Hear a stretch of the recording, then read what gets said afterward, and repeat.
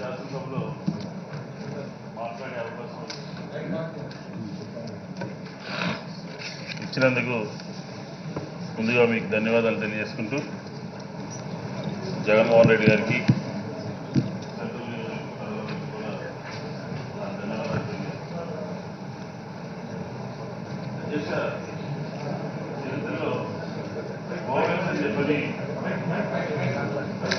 చూడండి.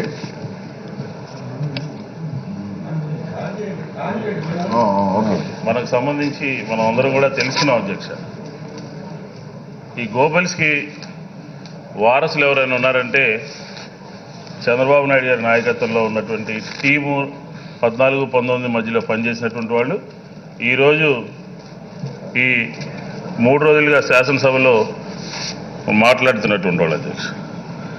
ఎందుకంటున్నామంటే అధ్యక్ష, ప్రభుత్వం ఏర్పడి కొద్ది రోజులు కాకుండానే మేము ప్రవేశపెట్టినటువంటి జగన్మోహన్ రెడ్డి గారు ప్రవేశపెట్టినటువంటి కార్యక్రమాలని తూట్లు పడుస్తూ తప్పుదావ పట్టిస్తూ ప్రజలకి శాసనసభ ద్వారా ఒక తప్పుడు సంకేతాన్ని ఇవ్వాలనేటువంటి ప్రయత్నం మొట్టమొదటి నుంచి కూడా మొదలుపెట్టారంటే వీళ్ళని ఆ మాట చాలా తక్కువ అవుతుందేమో అని చెప్పని కూడా నేను ఈ సందర్భంగా అనుకుంటున్నాను అధ్యక్ష.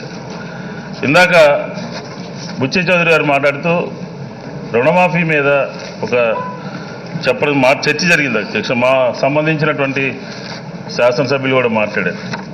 కానీ చంద్రబాబు నాయుడు గారు 2014లో ఎలక్షన్ కమిషన్కి కూడా ఒక ఉత్తరం రాశారు అధ్యక్ష.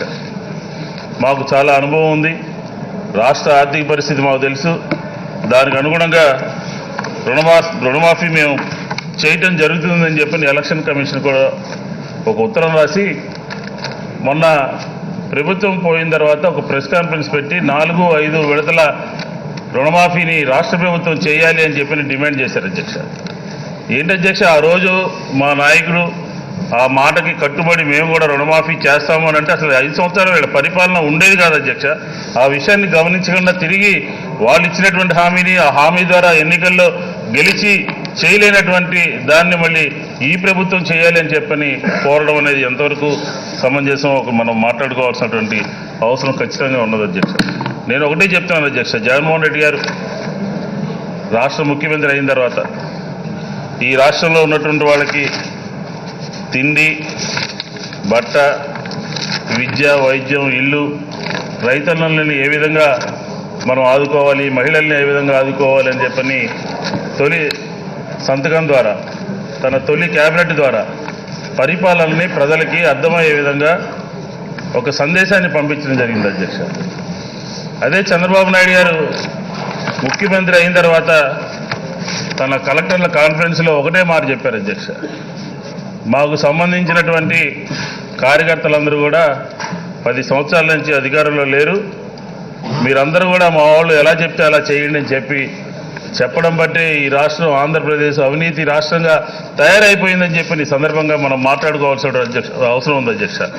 అదే జగన్మోహన్ రెడ్డి గారు తన తొలి క్యాబినెట్లో మంత్రులందరికీ ఇచ్చినటువంటి సందేశాన్ని ఆంధ్ర రాష్ట్ర చరిత్రలో ఏ ముఖ్యమంత్రి కూడా చెప్పనటువంటి ఒక ఉద్బోధని దిశ నిర్దేశించిన దాన్ని ఆంధ్ర రాష్ట్రంలో పరిపాలన ఏ విధంగా ముందుకి సాగుతుందో, ముందుకు తీసుకెళ్లాలో అనే అంశాన్ని స్పష్టంగా ప్రతిపక్ష నాయకుడి గారికి ముఖ్యమంత్రి గారికి ఉన్నటువంటి తేడాన్ని మనం గమనించుకోవాల్సినటువంటి అవసరం ఉన్నది అని చెప్పి ఈ సందర్భంగా నేను మనవి చేసుకుంటున్నాను అధ్యక్ష. ముఖ్యంగా అధ్యక్ష, నాకు గుర్తేంటంటే చిన్నప్పుడు స్కూల్స్లో కానీ కాలేజీలో కానీ కాపీ కొట్టేటటువంటి వాళ్ళు అధ్యక్ష చిన్నప్పుడు.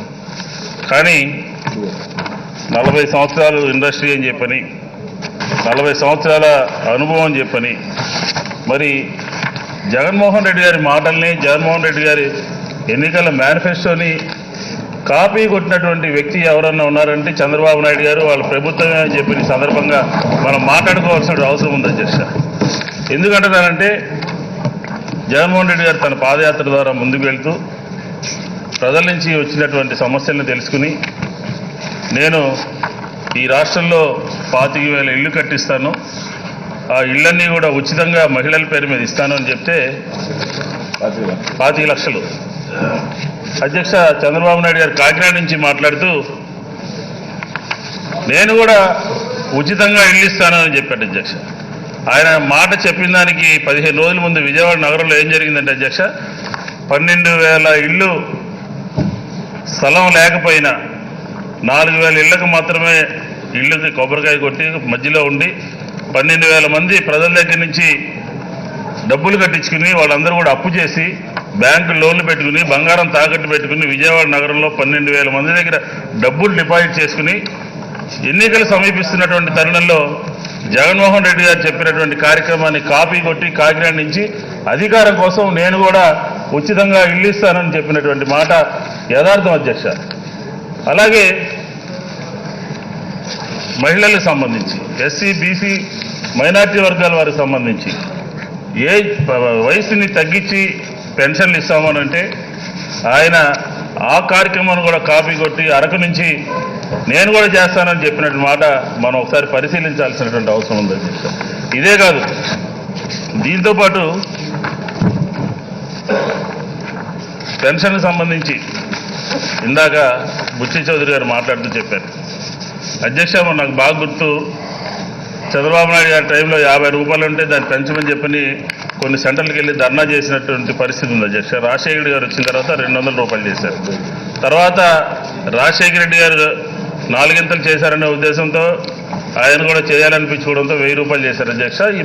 మారినటువంటి పరిస్థితులకి ఆ 1000 రూపాయలు కూడా సరిపోదు అనే ఉద్దేశంతో జగన్మోహన్ రెడ్డి గారు దాన్ని నేను 2,000 రూపాయలు చేస్తాను, ఆ 2,000 రూపాయలు నేను అన్నాను కాబట్టి చంద్రబాబు నాయుడు గారు దాన్ని ఆయన చేసేటటువంటి ప్రయత్నం చేస్తారనంటే, ఎన్నికల నోటిఫికేషన్ వచ్చినటువంటి ఫిబ్రవరి మార్చి నెలలో తెలివితేటల అధ్యక్ష అధికారం కోసం 2 నెలలు కలిపి ఒకేసారి ఇచ్చి వాళ్ళ చేతిలో పెట్టి తిరిగి మళ్ళీ ఏం చెప్పారంటే అధ్యక్ష, 3,000 రూపాయలు జగన్మోహన్ రెడ్డి గారు పెంచుతూ పోతాను అని అంటే, నేను కూడా గెలిచిన తర్వాత మీకు 3,000 రూపాయలు చేస్తాను అని చెప్పినటువంటి మాట యథార్థం కాదా అని చెప్పి ఈ సందర్భంగా మీ ద్వారా వాళ్ళని అడుగుతున్నాను అధ్యక్ష. దీనికి సమాధానం చెప్పాల్సినటువంటి అవసరం వాళ్ళ మీద ఉన్నది అధ్యక్ష.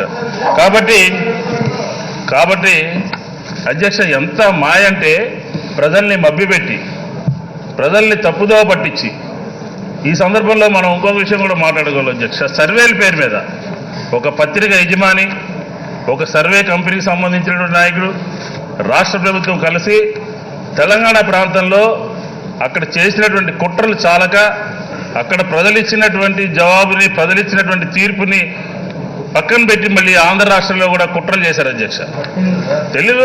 తెలంగాణలో అధ్యక్ష అక్కడ ఉన్నటువంటి ప్రభుత్వం పోతుందని, అక్కడ తెలుగుదేశానికి సంబంధించిన డిప్యూటీ సీఎం అవుతారని, అక్కడికి సంబంధించినటువంటి వాళ్ళు మంత్రులు అవుతారని చెప్పని ప్రచారం చేసి మళ్ళీ ఆంధ్ర రాష్ట్రంలో అదే సర్వే కంపెనీ అదే నాయకులు ఇక్కడ తెలుగుదేశం సైకిల్ ఎక్కబోతుందని చెప్పారు అధ్యక్ష. మీ ద్వారా ఖచ్చితంగా ప్రభుత్వాన్ని కోరుతున్నాను అధ్యక్ష, ఇలాంటి తప్పుడు సర్వేలు చేసి ప్రజల్ని తప్పుదోవ పట్టించినటువంటి వాళ్ళకి ఈ ముఖ్యమంత్రి గారు ఆ కంపెనీకి 1,200 కోట్ల రూపాయలు రూల్స్కి భిన్నంగా వ్యతిరేకంగా ఆ కంపెనీకి మెయిల్ చేయాలని చెప్పి జీవో ఇష్యూ చేయడం జరిగింది అధ్యక్ష. దాని మీద కూడా మీ ద్వారా ప్రభుత్వాన్ని కోరుతున్నాం, దాని మీద కూడా మనం విచారణ చేపట్టాల్సినటువంటి అవసరం ఉన్నది అని చెప్పి ఈ సందర్భంగా కోరుతున్నాను అధ్యక్ష. ఇందాక తొలి సంతకం మీద ఎవరో మాట్లాడారు తెలుగుదేశానికి సంబంధించి అధ్యక్ష. ఆంధ్ర రాష్ట్రంలో కానీ భారతదేశంలో కానీ తొలి సంతకం అంటే అది ఒక్క వైఎస్ రాజశేఖర రెడ్డి గారు పెట్టినటువంటి తొలి సంతకం అధ్యక్ష. ఎందుకంటున్నానంటే ఆయన తొలి సంతకం పెట్టి కారు ఎక్కేలోపు ఈ రాష్ట్రంలో ఉన్నటువంటి రైతులకు సంబంధించినటువంటి 12 కోట్ల రూపాయల బకాయిలు రద్దయినాయి. కరెంటు గ్రామానికి రైతాంగానికి ఉచితంగా విద్యుత్తు ఆయన ఇంటికి చేరేలోపు చేరినాయి అధ్యక్ష. ఉచిత విద్యుత్ చేరింది అధ్యక్ష. అది తొలి సంతకం అంటే. మనం పెట్టాం 5 సంతకాలు, తొలి సంతకాలు. ఏమైపోయింది అధ్యక్ష? దాని గురించి ఎవరన్నా పట్టించుకున్నటువంటి పాపాన్ని పోయిందా?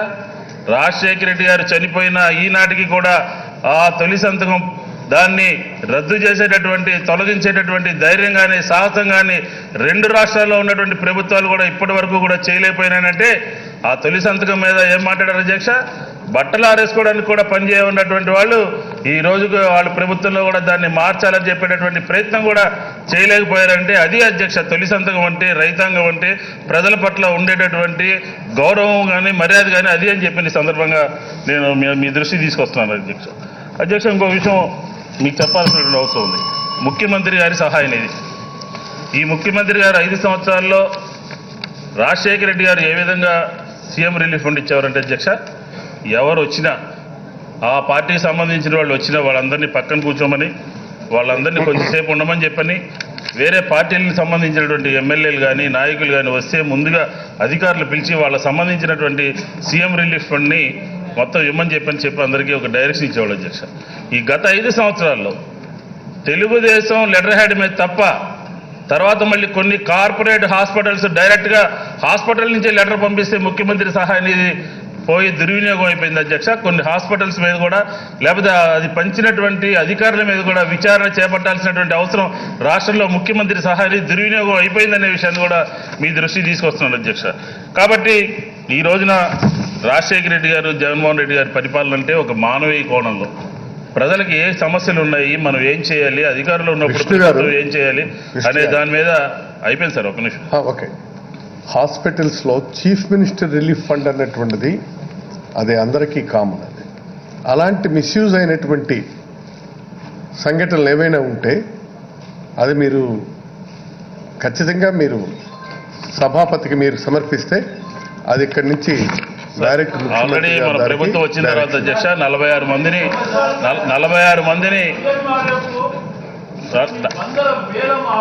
Please please please please please no please no please no no please please నేను అన్నది సీఎం రిలీఫ్ ఫండ్ అన్నటువంటిది it is common to all. Please please please నేను అందుకే చెప్తున్నాను కదా, అది భవిష్యత్తులో ఇంకెప్పుడైనా ముఖ్యమంత్రి సహాయ నిధి అన్నటువంటిది ఆపన్నులకి ఆర్తులకి అందాలి. కాబట్టి అంటే అలాంటిది ఏమైనా సరే అలా జరిగినటువంటి సంఘటనలు ఉంటే మీరు రిఫర్ టు ది స్పీకర్ సే తప్పనిసరిగా తర్వాత ప్రభుత్వానికి కూడా ఇవ్వడం జరుగుతుంది సార్. సార్ ఇప్పుడు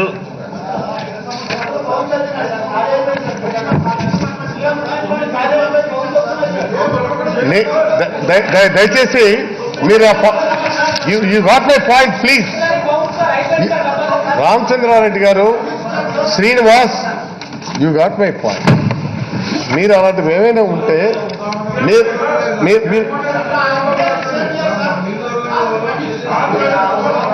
రైట్ రైట్ పెట్టండి. ఏది enquiry Nar assist the finances to the people. Right please ఆపండి. నేను చెప్పిన పాయింట్ మీరు క్యాచ్ చేసుకోండి. రైట్ రైట్ రైట్ రైట్ చెప్పండి సార్. ఇప్పుడు విద్యుత్ సంబంధించి ఆంధ్ర రాష్ట్రంలో చంద్రబాబు నాయుడు గారు వచ్చిన తర్వాత, తెలుగుదేశం ప్రభుత్వం వచ్చిన తర్వాత మొత్తం వ్యవస్థని మార్చేశాము. నిరంతర కరెంటుని ఆంధ్ర రాష్ట్రంలో ఇస్తున్నామని చెప్పని నిన్నెవరో మాట్లాడారు అధ్యక్ష. ఇది చాలా హాస్యాస్పదమైనటువంటి అంశం. ఎందుకంటున్నారంటే రాజశేఖర రెడ్డి గారి టైంలో నెల్లూరు సంబంధించినటువంటి కృష్ణపట్నం ఫేజ్ 1 కానీ ఫేజ్ 2 కానీ లేకపోతే రాయలసీమ థర్మల్ విద్యుత్ కానీ ఇవన్నీ కూడా తయారయ్యి ఈ 2014 తర్వాత ప్రొడక్షన్ స్టార్ట్ అయింది అధ్యక్ష. దీన్ని దాని కరెంట్ ఎక్కువ వచ్చేస్తుందని 1-2 ప్రాజెక్టులు షట్ డౌన్ చేసి ప్రైవేటు వారి దగ్గర విద్యుత్తుని కొనుగోలు చేసి అత్యధికమైనటువంటి రేట్లకి 23 జిల్లాలకి ఇవ్వాల్సినటువంటి కరెంటుని 13 జిల్లాలకి ఇవ్వటంగా మాత్రమే ఆ రోజు నిరంతరంగా కరెంటుని ఇవ్వడం జరిగింది తప్ప ఒక్క మెగావాట్ కూడా 14 నుంచి 19 వరకు ఆంధ్ర రాష్ట్రంలో కొత్తగా నూతనంగా ఉత్పత్తి చేయలేదు అని చెప్పిన విషయాన్ని మీ ద్వారా ప్రజలకి తెలియాలని చెప్పిన ఉద్దేశంతో పాయింట్ రైజ్ చేస్తున్నారు అధ్యక్ష. కాబట్టి ప్రతి దాంట్లోనూ కూడా నిన్న మన వాళ్ళు మాట్లాడుతూ అధ్యక్ష ఇసుక మీద ఈనాడు అనే పేపర్ రాసి అధ్యక్ష చంద్రబాబు నాయుడు గారి ప్రభుత్వంలో మొత్తం ఏ ఎమ్మెల్యే ఏ రీచ్లో కచ్చీఫ్ వేశారు, పాగా వేశారు, ఎన్ని కోట్లు ఎంత దుర్వినియోగం అయింది అని చెప్పి మొత్తం అంతా కూడా పూర్తిగా ఇసుక మీద ఒక పాలసీ తీసుకుని ఒక లైన్లో రాస్తే అధ్యక్ష కనీసం ముఖ్యమంత్రి గారు దాని మీద విచారణకు కూడా ఆదేశించకుండా, ఉదాహరణకి కృష్ణా జిల్లాలో అధ్యక్ష ప్రకాశం బ్యారేజీ నుంచి జగ్గపేట దాకా, లేకపోతే ప్రకాశం బ్యారేజీ నుంచి పెనమలూరు అవినిగడ్డ, ముఖ్యమంత్రి గారు పాత ముఖ్యమంత్రి గారికి సంబంధించినటువంటి గెస్ట్ హౌస్ నుంచి చూస్తే మొత్తం కనబడుతుంది అధ్యక్ష. కృష్ణా నదినే ముబ్బడిగా డ్రెడ్జింగ్ చేసేసి దోచేసి ఆఖరికి గ్రీన్ ట్రిబ్యునల్ 100 కోట్ల రూపాయలు ఫైన్ వేసిందంటే ఆ ప్రభుత్వం పనితీరు ఏ విధంగా ఉందో మనం స్పష్టంగా అర్థం చేసుకోవాల్సినటువంటి అవసరం ఉంది అధ్యక్ష. ఇదే కాదు అధ్యక్ష, విజయవాడ సెంట్రల్ నియోజకవర్గంలో 14లో తెలుగుదేశం ఎమ్మెల్యేని గెలిపిస్తే స్వాతంత్ర సమరయోధులకు సంబంధించినటువంటి భూమిని కాజేస్తే కనీసం ప్రభుత్వం స్పందించి దాని మీద చర్యలు తీసుకున్నటువంటి పాపాను పోలేదు. కృష్ణానదిలో 30 మంది బోటు ప్రమాదంతో చనిపోతే కనీసం దాని మీద మాట్లాడినటువంటి పాపాను పోలేదు. పుష్కరాల్లో 30 మంది చనిపోతే కనీసం దాని మీద మాట్లాడినటువంటి పాపాను పోలేదు. అధ్యక్ష, ఎలా ఉందంటే అధ్యక్ష, ముఖ్యమంత్రి గారు కనుసన్నల్లోనే అవినీతి జరుగుతూ ఉంటే ఇతరుల మీద దాడి చేయడం తప్ప, ప్రభుత్వానికి సంబంధించినటువంటి డబ్బులతో జిల్లాల్లో మీటింగ్ పెట్టి ప్రతిపక్ష నేతని విమర్శించడానికి తప్ప, తెల్లారు లేచిన దగ్గర నుంచి ఆ రోజు ఉన్నటువంటి ప్రతిపక్ష నాయకుడి తప్ప. కృష్ణ గారు 12:30 అయింది, మనం స్పీకర్ ఎలక్షన్ ఒకే ఒక నిమిషంలో క్లోజ్ చేస్తాం సార్. నేను ఒకటే చెప్తాను అధ్యక్ష, ఈరోజు రాయలసీమ నుంచి ఇతర జిల్లాలకు వలసపోయి అక్కడ ఉన్నటువంటి కూలీలంతా కూడా పక్కనే ఉన్నటువంటి జిల్లాల్లో, పక్కనే ఉన్నటువంటి రాష్ట్రాల్లో ప్రసాదం తిరిగి బతికారు అని చెప్పని ఆయన ప్రభుత్వంలో ఖచ్చితంగా వార్తలన్నీ వచ్చాయి అధ్యక్ష. దాని మీద స్పందించకుండా ఇందాక రామచంద్రారెడ్డి గారు మాట్లాడినట్టు రెయిన్ గన్ల గురించి దుష్ప్రచారం చేసి రెయిన్ గన్ల నుంచి అంతా బాగుందని చెప్పిన సిద్ధాంతం మీద ప్రజల్ని మోసం చేసి 5 సంవత్సరాలు ఈ రాష్ట్రం వెనకబడిపోవడానికి, ప్రత్యేక హోదా రాకపోవడానికి అనేక కారణాలతో ఈ కార్యక్రమం జరిగింది అధ్యక్ష. నేను ఒకటే చెప్తున్నాను ఫైనల్గా, నవరత్నాలు అనే ఈ కార్యక్రమం ఇది వైఎస్ఆర్ కాంగ్రెస్ పార్టీ జగన్మోహన్ రెడ్డి గారి యొక్క ప్రజల పట్ల ఉన్నటువంటి కన్సర్న్కి ఇది ప్రతిబింబించే విధంగా ఈ నవరత్నాల కార్యక్రమం ద్వారా దాన్నే బుచ్చయ్య చౌదరి గారు విమర్శించడం మొదలుపెట్టారు, గోబెల్స్ లాగా స్టార్ట్ చేశారు అధ్యక్ష. నేను ఒకటే అంటా ఉన్నాను, ఈ రాష్ట్ర చరిత్రలో రాజశేఖర రెడ్డి గారి టైంలో ఆరోగ్యశ్రీ ఏ విధంగా పేద ప్రజలకు ఉపయోగపడిందో, ఈ జగన్మోహన్ రెడ్డి హయాంలో అమ్మఒడి అని చెప్పిన కార్యక్రమం ఖచ్చితంగా ప్రజల నుంచి జేజేలు పలుకుతోంది.